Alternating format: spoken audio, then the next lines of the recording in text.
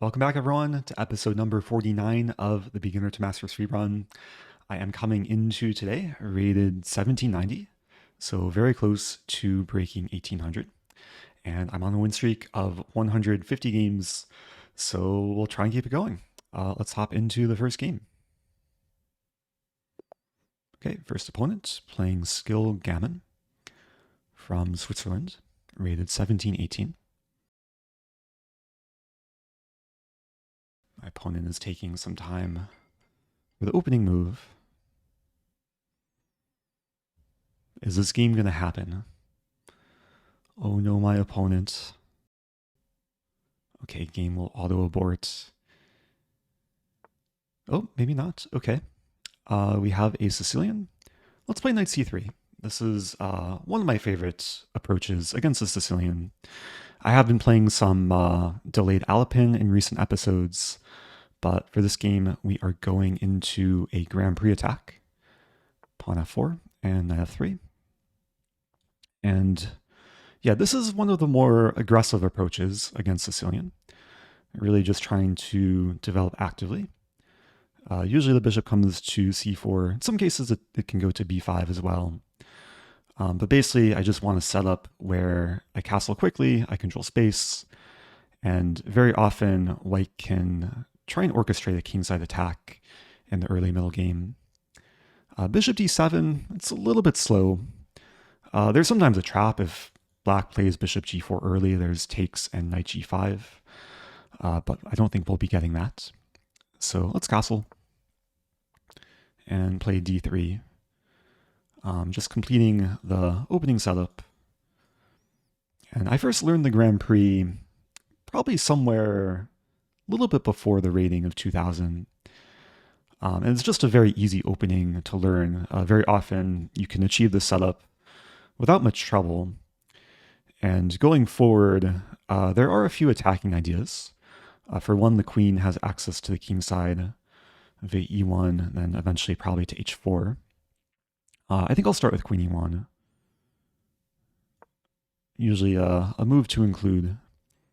And then once I get to h4, there's ideas of f5 and bishop h6 and knight g5.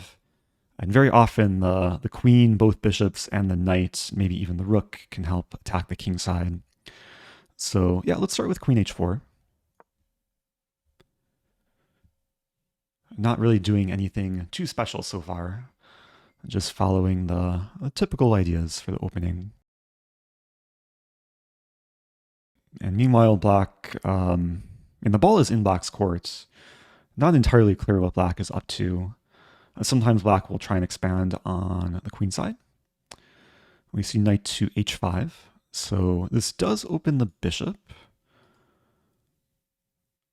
I'm wondering if I can just play pawn g4, kick the knight back to where it came from.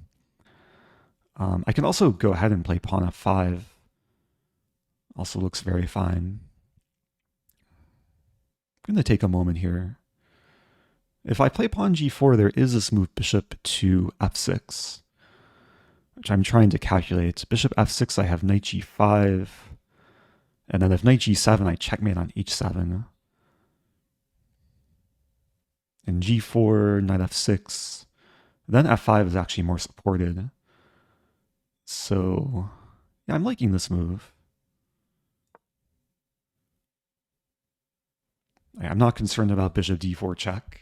I would just take it and then probably end up winning some material. So I think I'm expecting knight f6. But if black plays knight f6, then it's kind of admitting that knight h5 was not the most productive move, basically giving me a couple of free tempi. And yeah, let's continue. Pawn f5. And this move makes this bishop a bit happier, getting out of the way, preparing bishop to h6. And one of the nice things about the Grand Prix is very often you get a position where both bishops are very useful. Like even though the pawns are on light squares here, because the bishop is developed outside the pawn chain, the structure combines very nicely with the light squared bishop. And yeah, dark squared bishop is ready to join the party.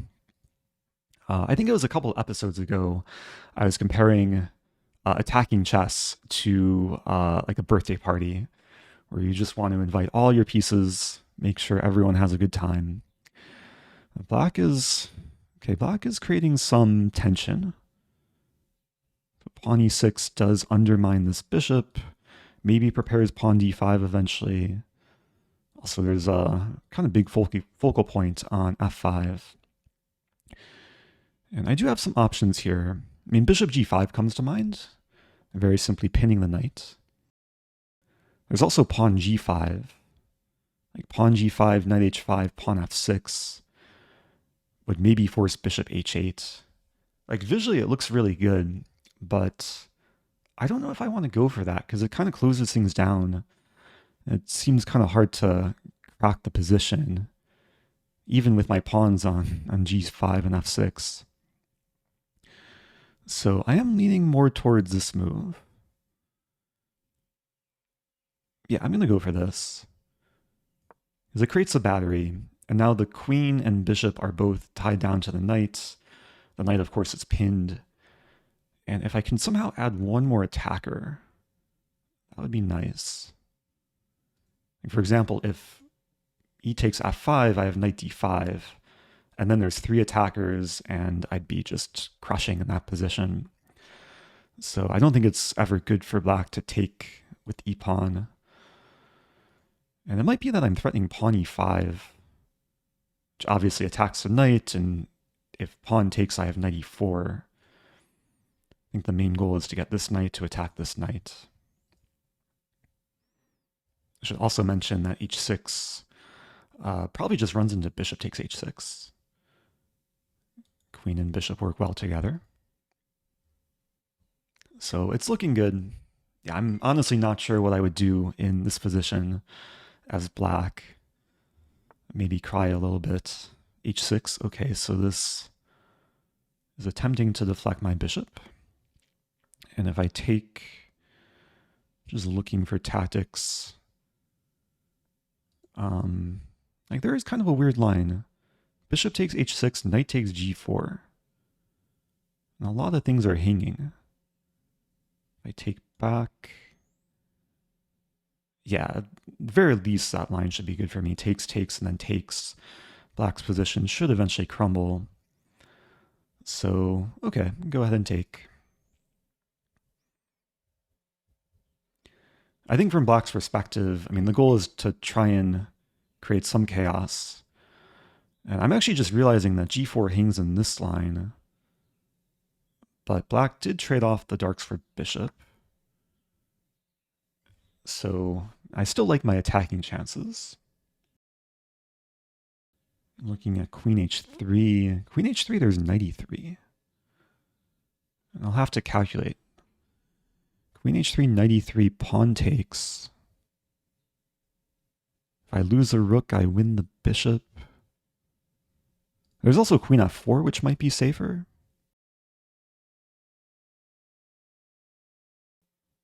I think it's really a choice between queen f4 or queen h3. But black's done a good job of at least muddying the waters. Queen f4, then maybe takes, takes, and takes. And then I'm actually down a pawn. There should still be compensation. Could maybe throw in some h3 move.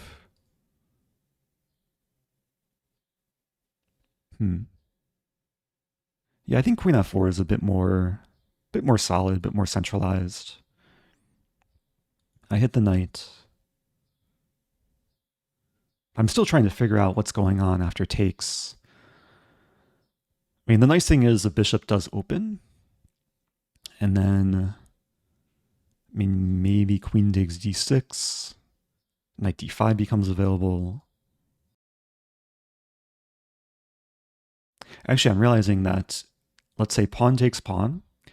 When I take on d6, I'm not only threatening this pawn, I'm threatening this pawn as well. Because the bishop would be pinning the f-pawn to the king. So very important to see the potential tactics, the board geometry. Yeah, this move, like at first it seemed like this move goes in a little bit too deep, but I think it's hard for black to exploit the queen here. I mean, I guess if queen takes d6, there is bishop e6. And then we trade, and then can I win this pawn? It's kind of murky. We could trade queens in that line. I'm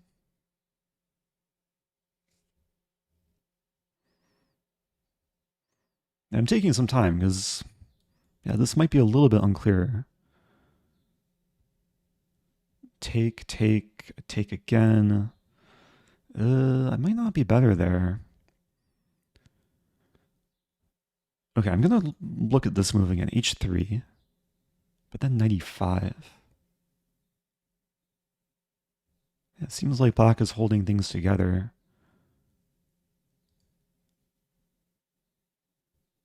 Maybe I can play h3, knight e5, queen h6.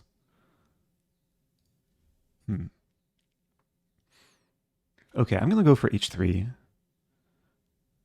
Like, this move was tempting, but I feel like after bishop e6, white kind of runs out of steam. And with h3, I'm kicking the knight, and the plan is to play queen h6 and knight g5. And then just try and get the mating attack against h7. Like, if the knight moves back to f6, then, yeah, the queen comes in, and I'll still be threatening this g-pawn. I think this is a major theme in the position, with g6 not actually being defended while the bishop pins f-pawn. So, I mean, black has a choice whether to move the knight back to f6 or e5. And I was thinking knight e5, I still go for this. And then black will have a choice what to take. It could get messy, but it seems like I have enough pieces on good squares where, like, hopefully the tactics will go in white's favor. Ooh, it's not a move I was expecting. I mean, now I can take with a knight.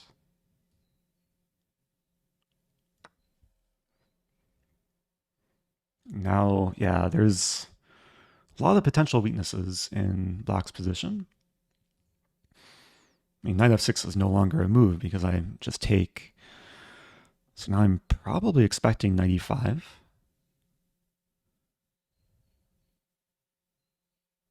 And I'm trying to calculate ahead, like knight e5, knight f6, king g7. It seems very close to being very good. There's also knight e5, queen h6. And then one of my knights can come to g5. That looks really good. I feel like it's going to be one of these cases where white has more attackers and black has defenders. Like both knights, the bishop, the queen, the rook. And the attack can be pretty overpowering if black's not careful. Wow, so black is sacrificing this knight. Yeah, let's take it.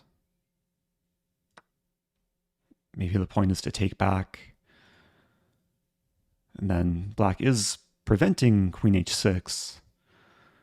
But it is nice winning a piece here. And if knight takes g4, then I should have a good number of options. And maybe just knight takes d6. And then I'll be targeting f7.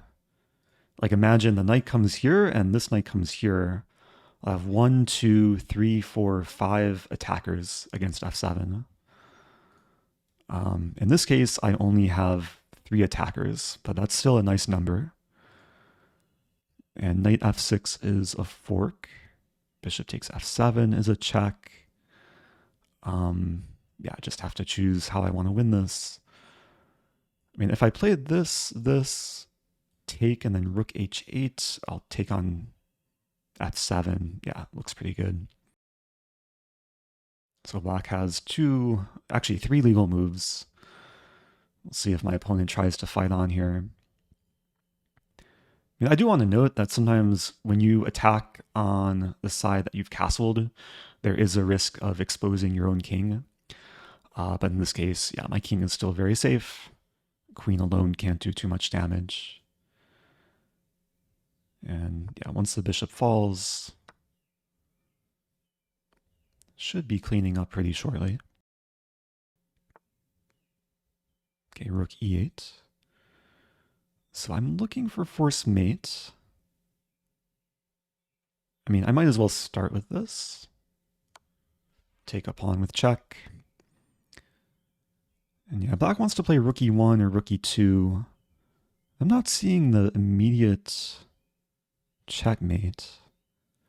I could just play queen f4 back. Anything else? Let's play queen f4. It's kind of a little bit annoying that like I have so many pieces and I don't have like a mating sequence. But yeah, maybe I just need one more attacker, like queen. I could just play queen f6 and trade queens. Let's do that. Yeah, we'll keep things simple. Just so I don't have to stress about black's queen causing any troubles. Yeah, in winning positions like this, sometimes the best approach is to make life as simple as possible. And we'll trade. Other rook will be ready to come in. I'll play knight e4. I don't really care about this e-pawn. I think even though we've traded queens, I still have some potential for a mating attack. If the rook comes to f7, pawn comes to g5. We'll start with this.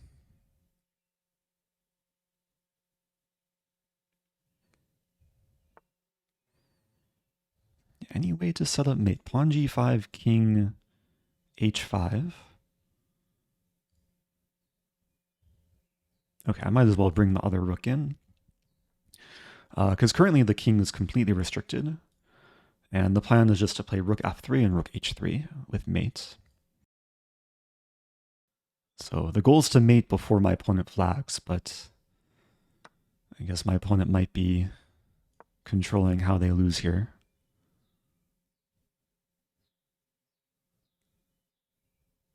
Okay, so I win on time.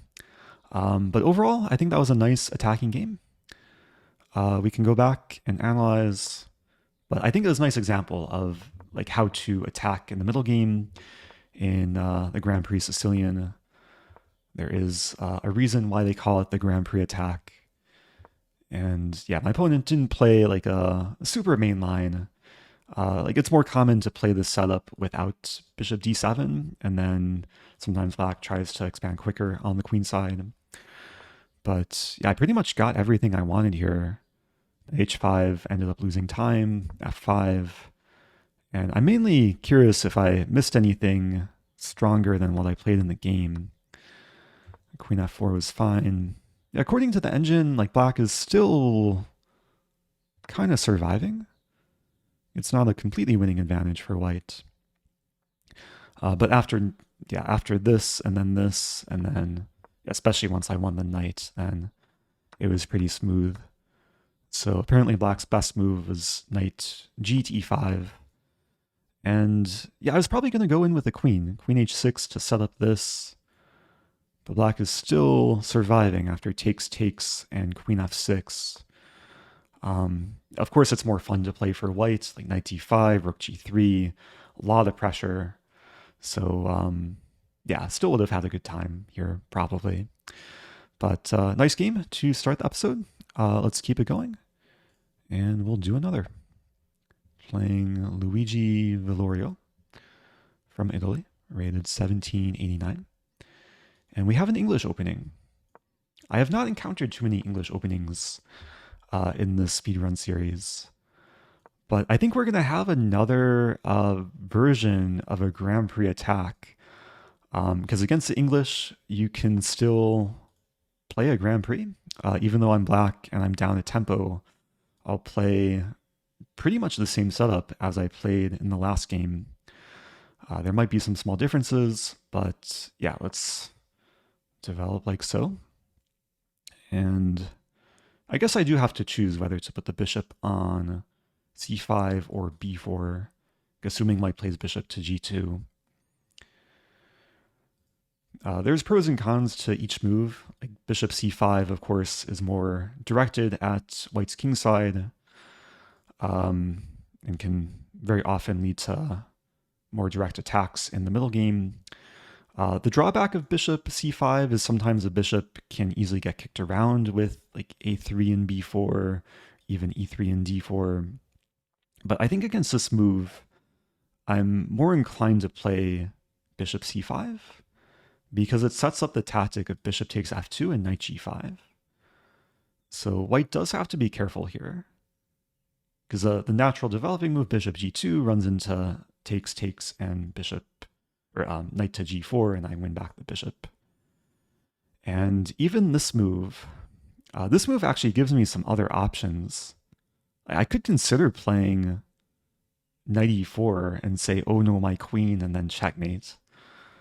If I play knight e4, there's pawn takes e4. It's actually kind of interesting. Pawn takes, and then I take back the bishop. There is a line takes, king d8 takes, and then bishop b4 in the very end.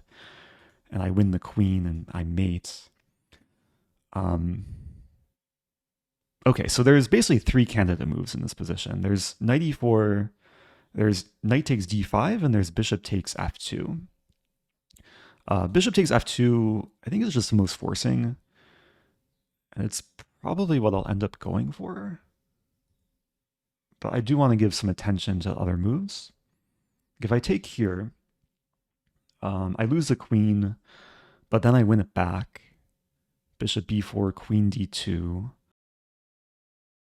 And then we trade takes. I don't think I'm going to be winning material in that line. It's like I could take the bishop and then lose a knight. And again, knight e4 takes. I don't think that line is so special because white doesn't have to take here. White could play like knight f3, maybe even take and then move back. So if I take on f2, oh, this is also not so clear. Takes on f2, takes, knight g4, king goes back, I take, and then there's this knight c7 move. Huh. Okay, I'm going to take a moment and try and calculate silently. I feel like there should really be a tactic that works here. 94 takes.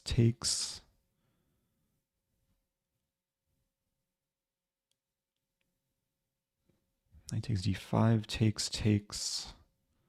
Or knight takes d5, takes, bishop b4, queen d2. Take and then take.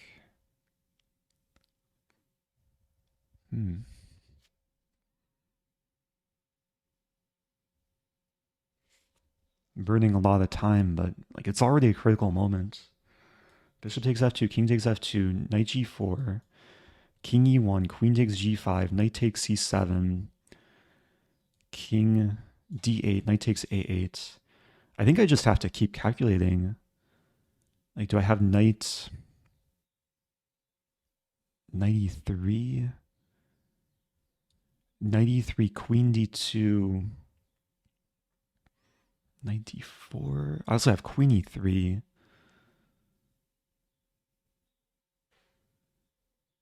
Like, the knight should end up getting trapped. And do I have enough attack? Take knight g4, king e1 takes, knight takes c7, king d8 takes.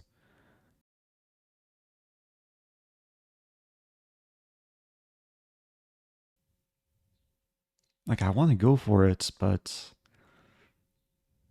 not 100% sure. If I play queen e3, calculating this line, so one more time. I'm getting low on time here. Take king e1 takes, knight c7, king d8 takes, queen e3. If queen d2 doesn't work because I check and win the bishop. If knight If knight f3, then knight f2. I think there should be enough play for me. Yeah, let's go for it. And there's no guarantee white will play the best line.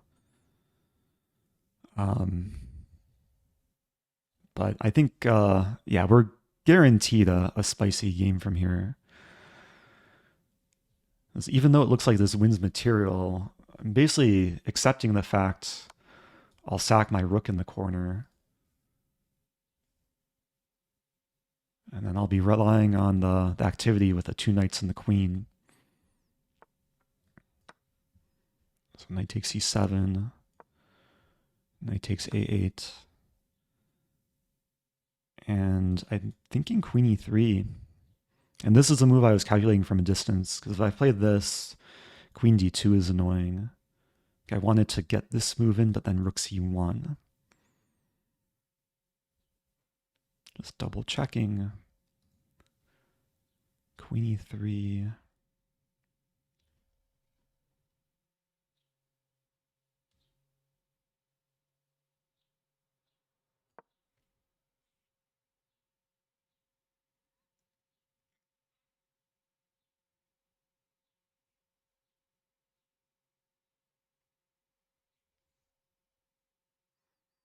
Yeah, so the ball is finally in white's court. In the last several moves were pretty easy for white to play. Like, there were basically only moves. And now, okay, now I have this move. There's bishop g2. I would be threatening knight f3 checkmate. Bishop g2. And knight h3 I didn't quite see.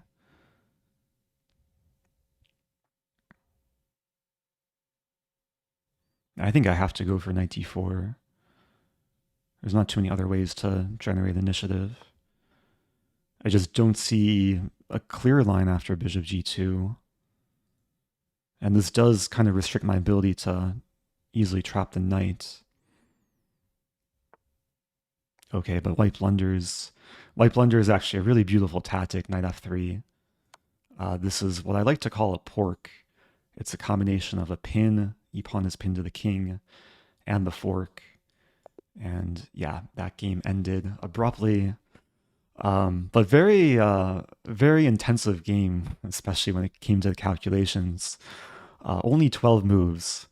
Definitely worth analyzing and seeing if I chose the best route, or maybe white was doing okay if they played more accurately. But yeah, just with opening, this is a very viable setup against English. Engine slightly prefers bishop to b4, but yeah, I think bishop c5 just leads to more potential craziness, as we saw. So white played knight d5, and yeah, this is a very provocative move. We can see based on the eval bar, it's not a blunder. And yeah, it gave me all of these interesting options. And now Stockfish says that I should have just been very calm and castled, which is not even a move I considered. Like, I was only looking at the crazy lines with knight takes knight or knight e4 or what I ended up playing. So yeah, let's see how good or how bad this was. Bishop takes f2. Not the engine's first choice, but it's playable. And after king takes f2, knight g4, king e1. Yeah, we just went into a line that the engine does slightly prefer for white, but yeah, maybe it's more fun to play for black. Apparently, I should have played knight e3 here as the better move. I wasn't sure what to play after queen d2. Yeah, because I saw knight d4 and then rook c1. And engine just says pawn b6. That's interesting, preparing bishop to b7. And with the knight on e3, bishop g2 isn't quite possible because I can take with check. Like, even though the knight's pinned, it's still, yeah, still well supported and can still move if I can move away with check. So that was a possibility, but I chose to play queen e3. And yeah, apparently if white plays accurately, then white is a bit better here. After knight h3, knight d4, Wow, so the engine really likes white's position, and white basically has two moves in this position not to be completely losing. One of them I saw as bishop g2. This is the second best move. The best move is actually queen c1, which I didn't quite consider. This allows knight f3, but then white has king d1, and white would be completely safe here somehow. Even though it looks really scary, I just can't really make use of my queen and knights, and looks like the queen trade is pretty much unstoppable. Okay, so yeah, white probably should have taken a bit more time to be aware of my threats. If they played queen c1 or bishop g2, then yeah, maybe I could have been in trouble. I just want to go back and quickly look at the lines with knight takes knight, because this is another consideration. Takes, takes, and then bishop b4. But basically this is just a big trade. Queen d2 takes and takes, and I was calculating this, but I didn't see a way to get a clear edge here.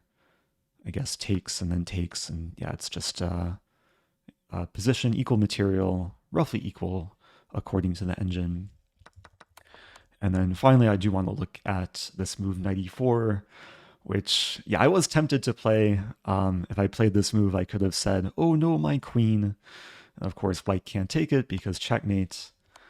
But white can take the knight on e4, and after takes, yeah, white can take on c7, and if king, oh wow! So I was calculating king d8, and if takes, then I'm just winning. But white to move in this position, there's a really nice move, and yeah, if you don't see it immediately, look for pins, look for forks, but also look for porks. White has amazing pork, knight e6, with pin and the fork. So this time it's black getting porked. Yeah, thankfully we did not enter this position. So okay, very fun game. Even though it was 12 moves, it was definitely an eventful game. A lot of funny lines that maybe could have happened in an alternate universe. So I've officially broken 1800. Let's do one more to wrap up the episode. Playing Guilu, and we'll play e4. And I think I'll just play another Grand Prix Attack. I think I know the theme for this episode. Opponent's playing very quickly. This time, a slightly different setup. It looks like black is maybe going for this pawn break a bit sooner rather than later. And against e6, I think I can just castle. If black plays d5, then yeah, I'd probably take and play bishop to b5. With bishop e7, I think I'll play d3, just completing the setup. Black is yeah, treating this like a bullet game so far. a6 is preparing pawn b5, and I'm deciding between a4 or a3. I think I'll play a3. Sometimes it's more attractive to play a4, but I like the pawn on a3. It restricts b4, at least discourages b4 in the middle game. And then I'll play queen e1. Going for the same sort of middle game attack that we saw in the first game. I should note that this is different because black has not fianchettoed, so some of the attacking ideas might be a bit different. Like I probably don't want to play this, subjecting myself to discoveries, but I think queen g3 looks nice. If the queen gets attacked, I can slide over to h3. And I still have the idea of playing pawn f5, which opens up the dark square bishop, also tries to amplify the power of the light square bishop. So black plays queen d7. And yeah, I'm already beginning to look at this pawn f5 move. It's something to calculate, takes and then bishop h6, threatening mate. There is knight h5, so not sure how fond of that how fond of that line I am. What else to do? I could start with queen h3. e5 is another consideration.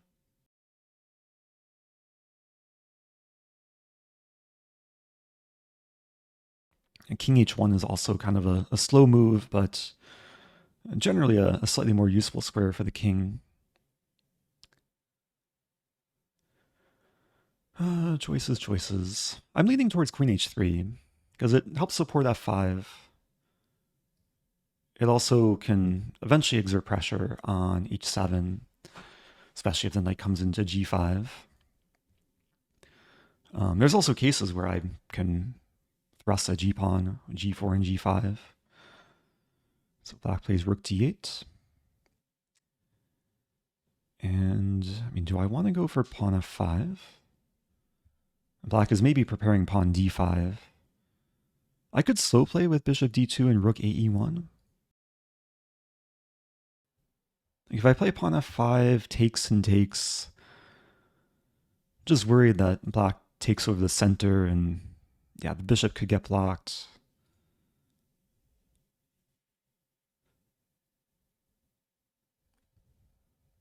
Also considering g4 here.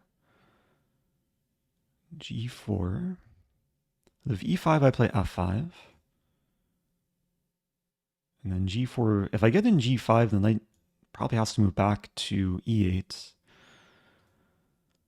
That actually looks quite nice. Okay, I'm going to go for g4.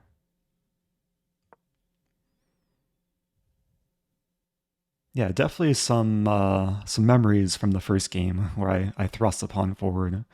In the first game, I played g4 to attack a knight on h5. But in this case, I'm really just aiming to harass a knight on f6. Of course, there's some risk with this move. Like I am expanding on the side that I've castled. And black is playing in the center, so attacking this pawn. Probably should take this. And then retreat. This is a very common sort of transformation for the Grand Prix. Black getting the pawn on d4. And with pawn e5, okay, black is unleashing the queen. And g5 would blunder my queen. But I do have f5. So winning connect 4. And now both bishops are in prime position. I have the sniper bishop from a2. And this bishop on c1 is finally unleashed. Black plays d5. Okay, things are getting spicy. I can play g5, which I probably should do because I don't want to take and then open the center, and if the queen comes in, I could maybe suffer there. So let's start with g5.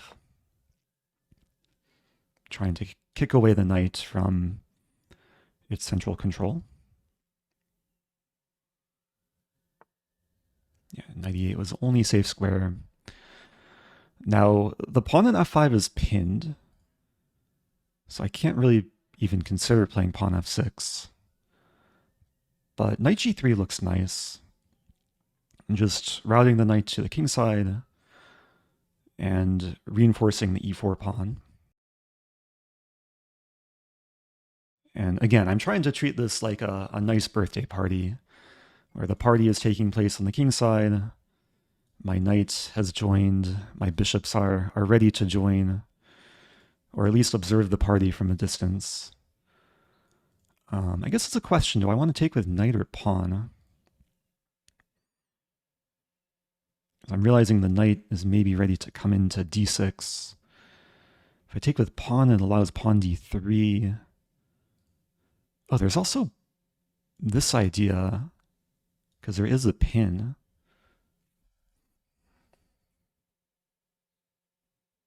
I think I should probably play pawn takes.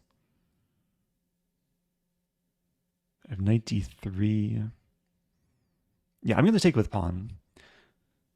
If knight d6, I should say, this would attack e4, but then I have g6. And I'll be threatening mate in 1. And the bishop does a really nice job pinning this f-pawn. Black is setting up some discovery. Yeah, that's a good move. I don't think b4 really changes much. If I play g6, okay, so g6, d3, king g2. There is knight f6. Knight f6 defending, but then bishop g5. A very spicy position where I'm basically ignoring the pawn.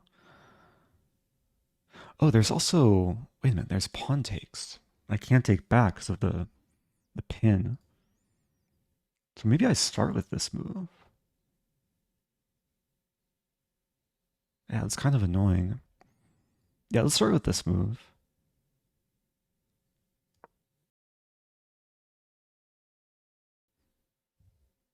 Then at least, like, there's cases where after g6, it's still complicated. If I play g6, pawn takes. I might have to defend this first, like queen h4.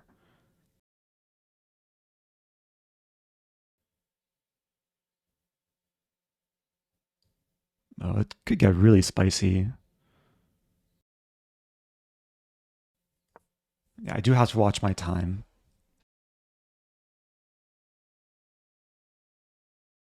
Yeah, with time is this low, then I want to play the intuitive moves quickly and then choose when I want to calculate. But it seems like I'm very close to achieving this g6 move. I've gotten my king off this diagonal. I'm defending the pawn. I mean, it's a question if black can generate enough threats before I crash through with my attack. I mean, we might see king h8.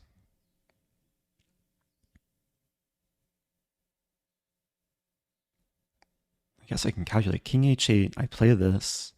Takes and takes. I'm threatening mate. I'm fantasizing about h6 and then bishop takes h6. And that's really the goal in a lot of these lines, is to get this move in, provoke h6, and then sack the bishop. And then, I mean, I'd imagine that with the queen, the other bishop, the pawn, it should be enough for a mating attack. Like, as long as my center doesn't crumble. Queen c6. Yeah, black is ready to take. But if I start with this, if takes takes, I think I'm just mating. I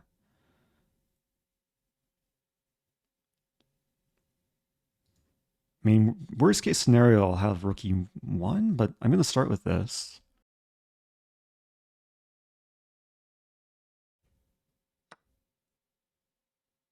Yeah, I'm pretty sure it's winning. I think black should have tried h6 there. But now after takes, the problem for black is the queen can't take with check because the knight takes back. If the knight takes, then I just checkmate. And black's just not in time to generate counterplay. Also not in time to really defend against the mate threat. I mean, I assume after rook e8, there should be some force mate. Queen. Wait, queen h7, king f8. Is it not force mate? And this is almost certainly the best try. I'm not immediately seeing the clear win. I feel like I should start with queen h7. Unless I want to start with pawn takes pawn. Oh yeah, maybe this is just simpler. Yeah, here's where I take my time to make sure I get the job done. So pawn takes pawn. If knight takes, I take. King f8, I can just win the queen. Oh, that's also probably mating. And if takes king f8, yeah, I'll just take the rook with check and also still be mating. Okay. Yeah, I was initially looking at starting with queen h7, which is also probably completely winning, but I think this line is just a bit cleaner. Because now I can take the knight. And yeah, I think it's mate in 3. Bishop d5. The bishop and queen and rook, they do a nice job controlling all these squares. Black has one legal move. Oh, maybe it's not mate in 3. Takes king e7. And I was thinking, yeah, after it takes, I just take back with mate. Okay. Okay, nice game. Yeah, this is a pretty clear theme for the episode. Just attacking with a Grand Prix Attack. Hopefully this gives some inspiration for maybe some viewers to try this opening out against the Sicilian, but also against English with reverse colors. If we go back in this game, yeah, my opponent played really quickly in the opening. Could have played d5 earlier. Like sometimes this is the point of playing the quick e6. And d5 is the best move to try and disturb white's setup. I think I was just going to take, and bishop b5. It's still very playable. Sometimes in this case, white wants to play d4 to better challenge the center and pressure the pinned knight, also use the e-file. So still a very fine position. But what happened in the game? Yeah, I think it was pretty smooth. Yeah, sometimes a3 and a4 can be interchangeable. A4 is, yeah, also totally fine. Sometimes black will still try to prepare the b5 push. And there's also cases where like a4 can allow the knight to come to b4 and then prepare d5. And with a3, I don't have to worry about giving up control over b4. So yeah, black expanded. And then going into this middle game, just looking at the engine to see if there's anything missed. But it seems like g4 was a very fine attacking idea. And yeah, e5 was pretty committal, but yeah, it did make the game very interesting with d5. And yeah, engine says this is roughly equal. But I think it was a bit easier for white to play, just given that there were all these g6 ideas. I just had to make sure that black was not getting counterplay. King g2 was accurate. And then queen h4. Yeah, sometimes before you carry through with your own attack, you have to make sure that your opponent's threats are dealt with. So that's what I did in this middle game. And yeah, once my opponent made the threat against the pawn, this is where I was able to counterattack. And I wasn't 100% sure what I was going to do if my opponent played h6. Engine says this is winning for white after pawn takes pawn. And then if king h7... Oh, I have bishop d5. Yeah, bishop d5 is a nice way to just shut down black's play against e4. Also, yeah, keep initiative, attack the queen. This is looking very good for white. So yeah, I think overall a nice clean attacking game. Yeah, I think we'll end it here. Hope you guys enjoyed the games today. If you have questions, leave them below. And if you like the content, do subscribe to help the channel. And I'll see you guys soon.